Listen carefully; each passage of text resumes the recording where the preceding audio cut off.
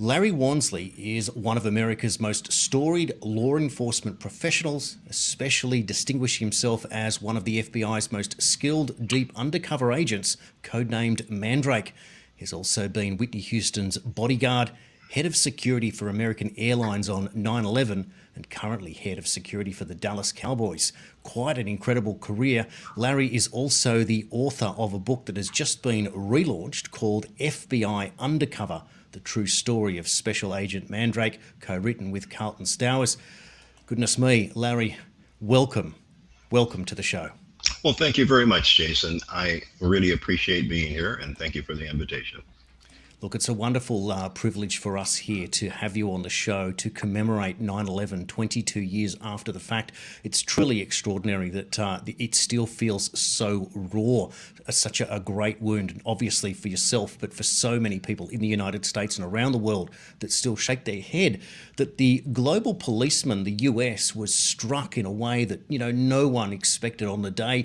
There are many stories behind the scenes of the of things that led up that weren't quite right, and perhaps many people have reviewed that over the 20 years. But Larry, this is a different opportunity today, because what I was hoping to do was to go back in time a little bit, because you were working for American Airlines on that fateful day. And I was hoping to start this conversation just by asking you, on 9/11, 22 years in, how do you feel today? How are your emotions compared to all that time ago? Has it changed much?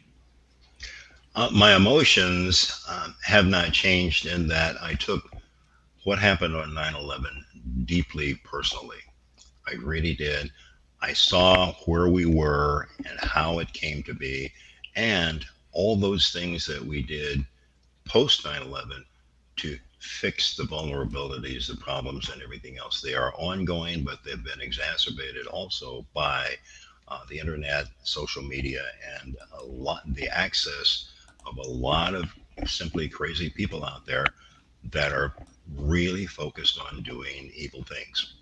So there are some things that are with me. I felt the same day. There is also a situation where I know that we have an obligation and a responsibility to do all we can to change it and make sure that it never happens again. Indeed. Now, Larry, you currently work as head of security for the Dallas Cowboys, and you did so well before 9/11, going way back to the 80s. Is that correct? That's correct. I started in the NFL in the early 80s after a career in the FBI, most of which was deep undercover. Just remarkable to think that in many ways, and I just want to talk about briefly one event at the Dallas Cowboys, and that's regarding Coach Tom Landry, the veteran, one of the great coaches of all time. And you were head of security on a Monday night football game, the night when a death threat was to attack Tom Landry. Can you tell us a bit what happened? Yes, Monday Night Football in the U.S. is big. Well, NFL football is big in the U.S. anyway, but Monday Night Football particularly, basically the world is watching. All the country is watching for sure. And we were in Los Angeles playing the L.A. Rams. It was a typical Monday night, and we were actually losing. It was a close game, but in any case, I was notified by the NFL security rep and the police commander that we needed to meet in a hurry. And I met them in the locker room, and they informed me that there had been a very credible threat against the life of our head coach, Tom Landry. Having been in law enforcement, SWAT, hostage negotiator, and all that, I totally, at that moment, understood the fact when they said this is a credible threat. I knew that that was real, because there's so much effort and analysis that goes into these threat situations. And so after they briefed me, the commander said, "Well, what do you plan to do?" I said, "I'm going to get my coach off the field." So picture a Monday night and millions watching, and I walked out to the field and walked up to the coach, stood there, and I said, "I have to get you off the field, coach. There's been a threat against your life." And Tom Landry was one of the most incredible people I've ever known, as solid and respected a man that one could ever meet.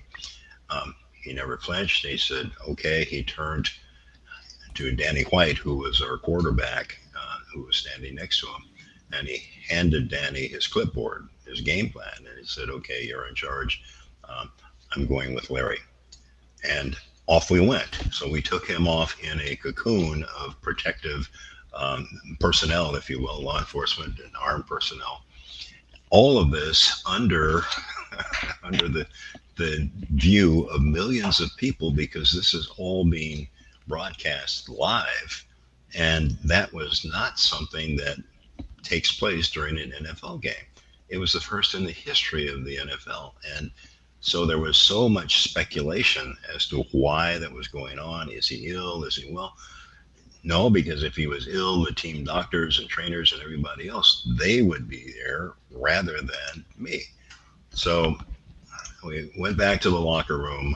We had Coach Landry briefed on the situation, and I suggested to him that he call the rest of the game from the coach's booth upstairs. And I don't know how many people were in the stands, 70, 80,000 perhaps. But I said, Coach, really thinking about your safety, um, I think it's best that you call the game from upstairs. Tom Landry was a man of faith. He was a man who was very, very sure of himself and sure of others around him, because he said, Larry, I trust you and your people, your professionals.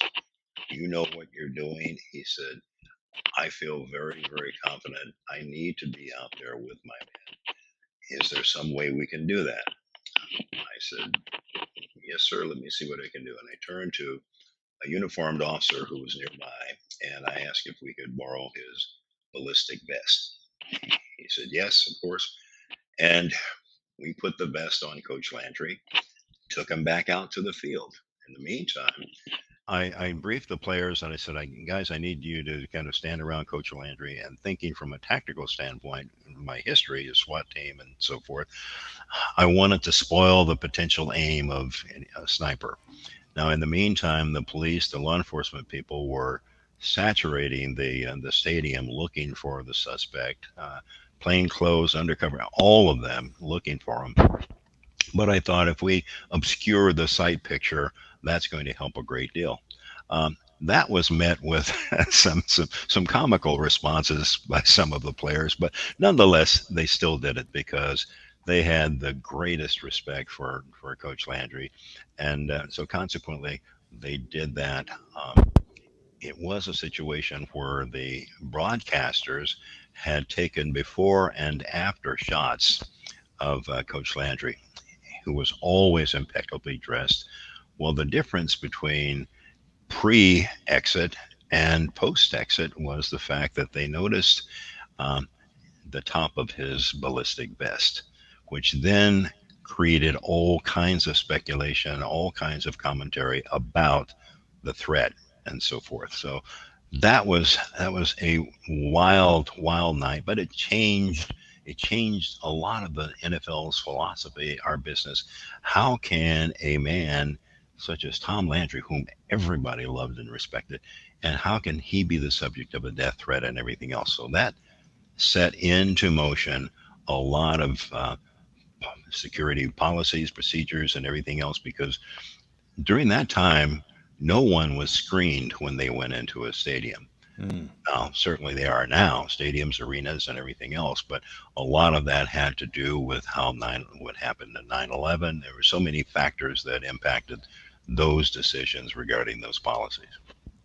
Just an incredible story. And Larry, it doesn't stop there, because within a couple of years of that event, all of a sudden you become the head of security for who must have been at the time the biggest superstar in the world in Whitney Houston.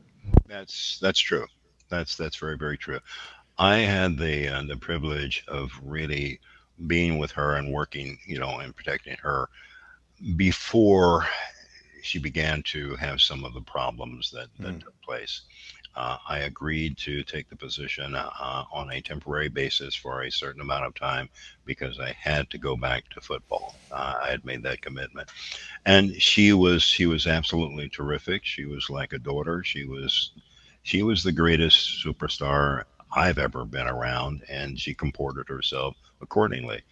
Um, I left and went back to football, and then shortly after that, not because of anything that I did or anything like that, but circumstances changed, other people entered the picture, and so forth, and then um, unfortunately, her life began to take a different turn. Yeah, indeed. And then you become the head of security at American Airlines. Is that correct? Yes, that's right. I was actually I had an offer from American Airlines to become the head of their global security organization, and which was it was unbelievable. I was ecstatic about it. It was and the NFL afforded me a great career. It does now, and so forth. And I was actually going to go to New York to become the head of league-wide security, but the American Airlines offer was much more attractive, and I did not have to move to New York. I love New Yes. York a few days at a time. Well, anyway, the no, my relationship with the NFL, even when I went to American Airlines, was always continuous. And Mm.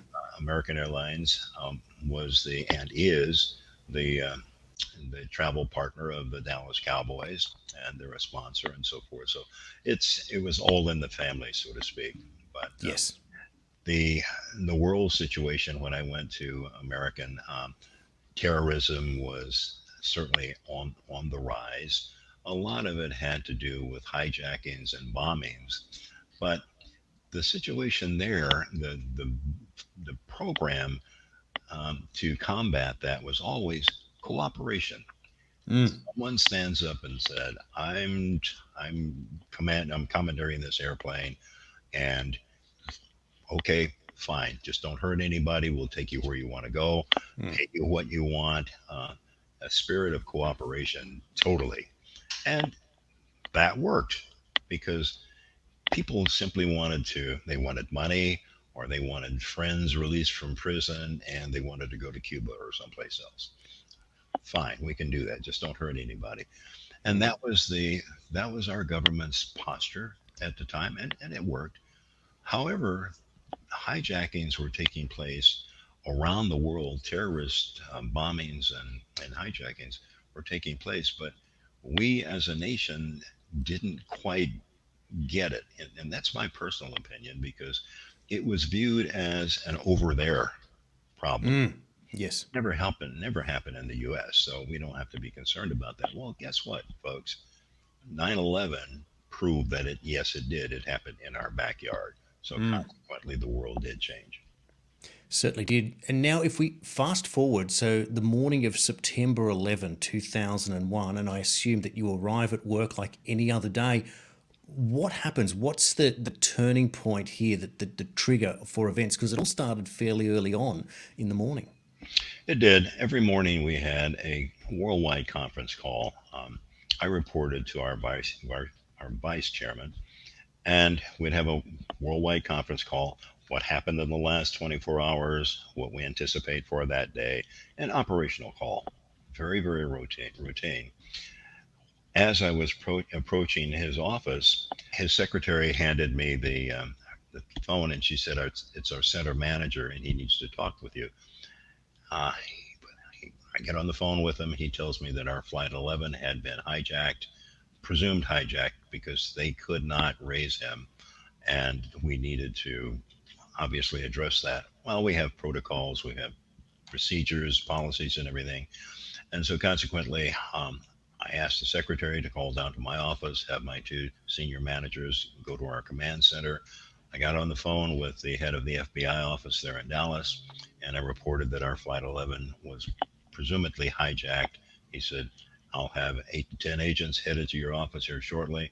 But while we were on the phone, we were both, and we had TVs on all the time, but there was a shot of a reporter standing in front of the North Tower, and they panned up and they showed a plume of smoke, and he reported that there's been a report of a small plane crashing into the tower, et cetera, et cetera, et cetera. And both the FBI agent and myself watched that, and I said, well, it must be a small private plane out of Teterboro or something like that. Mm. And so we were at that moment said, okay, well, let's get back to my hijacking. And about that time, just as I said that, we both watched United 175 fly into the South Tower. At that moment, my knees went weak. He said, Larry, the ball game just changed. Yeah. We're at war. And it certainly did. Larry, it's quite extraordinary, isn't it? Because you, in real time, are explaining something that before our conversation was explaining to me that I still remember that very moment. Switching over to the evening news, the late news here in Australia, and it was Jim Whaley on Channel 9. Never forget, and he showed, and we watched it happen live because they were still reporting on the first plane that hit the tower. So this is the second one. So you're now right in the thick of it. You're the head of security at American Airlines. What happens at this point? Where do you go? Given that you're still an employee, but you're in charge, what do you do? What's going through your mind at this stage?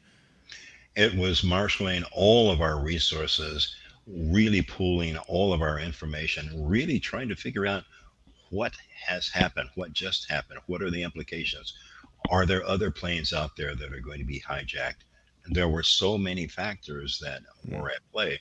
Fortunately, we had very, very talented, expert personnel in our operation. And so we were pooling and analyzing all the information that we had, and we were forecasting, looking at what can happen and making plans to adjust there too. And it was operating on the fly using our best judgment.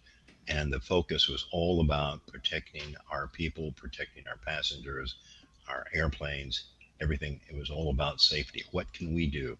And one of the things that we did was put our planes, we sent out the order to put our planes on the ground. Actually, it was quite a while before the FAA ordered all aviation on the ground. So I guess we were about 10, 12, 15 minutes ahead of the FAA.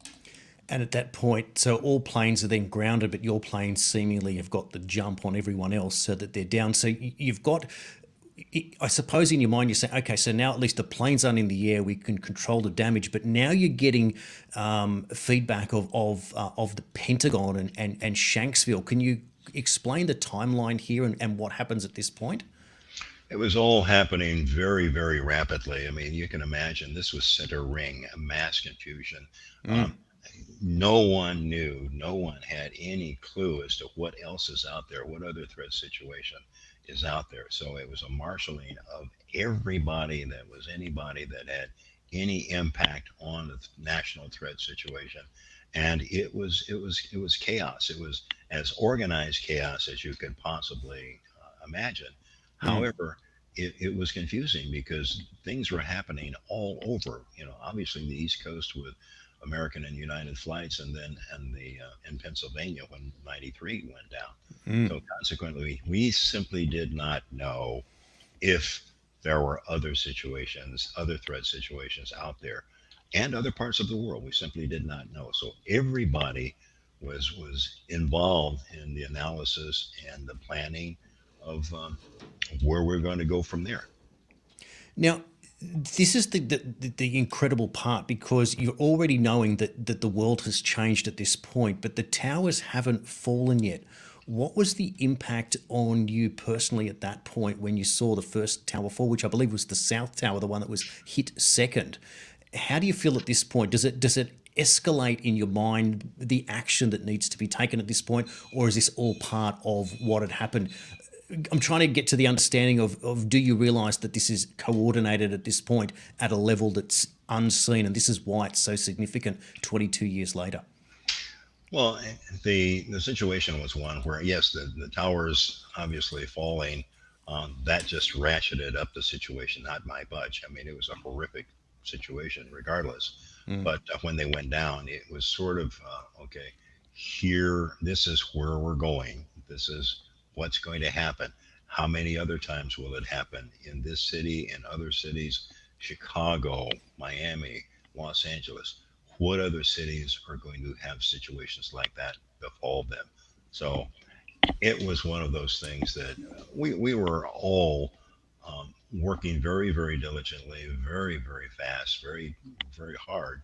Uh, but we simply did not know. We were operating on gut instinct based upon our knowledge of the industry, the technology, everything else, and of terrorists and their activities, and how the terrorist intelligence that we had.